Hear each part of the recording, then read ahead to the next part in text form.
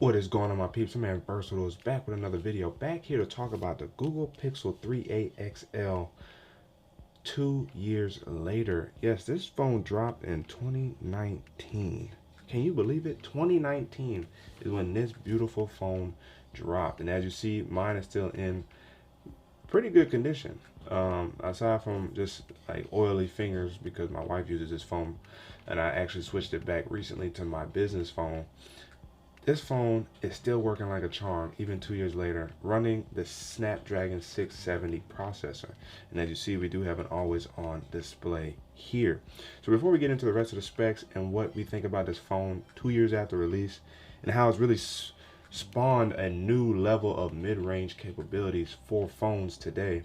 If you guys haven't already, make sure you guys like the like button, subscribe to the channel, hit that notification bell, so that way you don't miss my videos and we can sit back, chillax, and see what's cracking. And also let me know down in the comment section below, have you tried the Pixel 3a series out, the 4a series out, or even the 5a series out?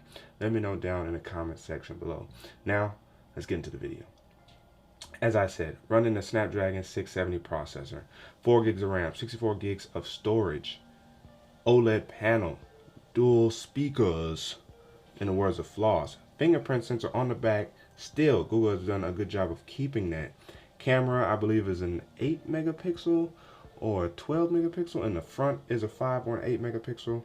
So let me know down in the comment section below if I got those right.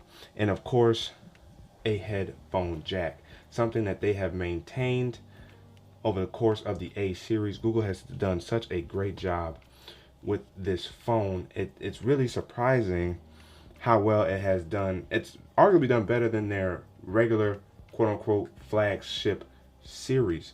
The A series has really given competition a new name to the mid-range game. When you think about Samsung's A series, M series, even though that's more of the budget line, when you think of those phones that you compare against the Google experience, you're getting beautiful pure Android with the tap of a button. Now of course the screen is dim because she doesn't really change it, but if I go ahead and increase it for you guys just to show you guys the layout. Now she uses an AMOLED panel or wallpaper, which is smart to maintain battery life.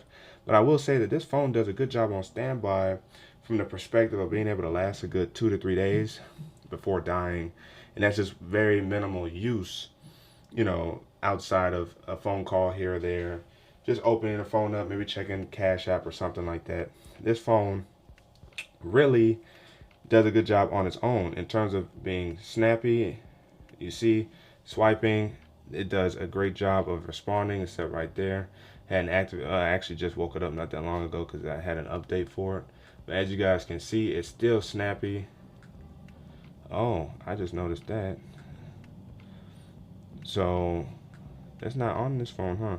So I thought the discovery feed was on this phone, but apparently it's not.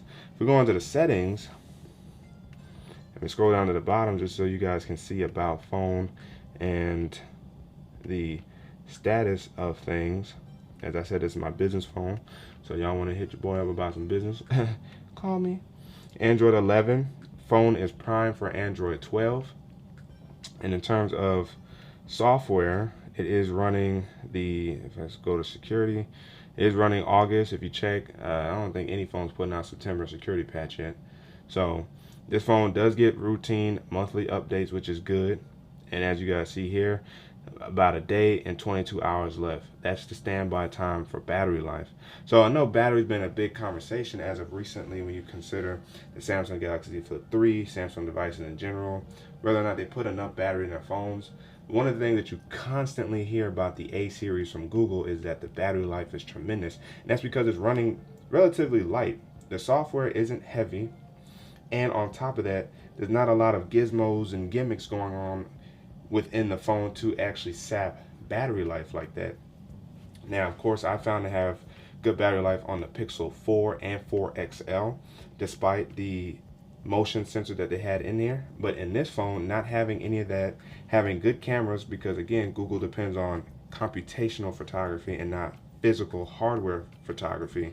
This phone still puts out fantastic images, and how can we expect anything less from Google, even within the mid-range series? This phone has been a delight to use. I used it for about 6 months before I got another phone back then when this first came out.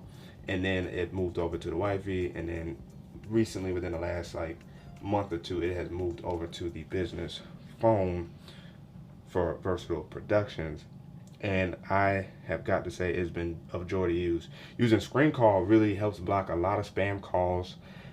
She uses texture on here, so she doesn't really get that much spam through there. But Google Messages also does a fairly good job of trying to block out or automatically block out spam calls. So the intuitiveness of Google's software to understand spam and to block it, both in terms of calls and messaging, another aspect and benefit of using Google's software, untampered or unhinged, unfazed by any third-party software. You get Google and what Google envisions for the Android experience in the palm of your hand in the Pixel 3a XL, what started the A series and what has continued to be a solid range. I would love to try the 4A or 5A, even the 6 and 6 Pro, preferably the 6 Pro.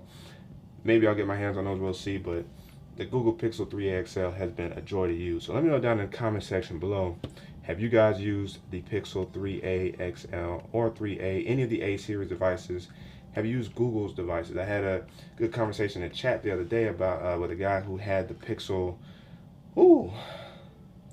3 still in his lineup for like the Magnificent 7 of phones, and he also had the Essential phone, a phone that should still be here today in my opinion. So let me know down in the comment section below what you guys think about Google's A series or Google's phones in general, and should they re-enter the tablet space? That's actually the question right there.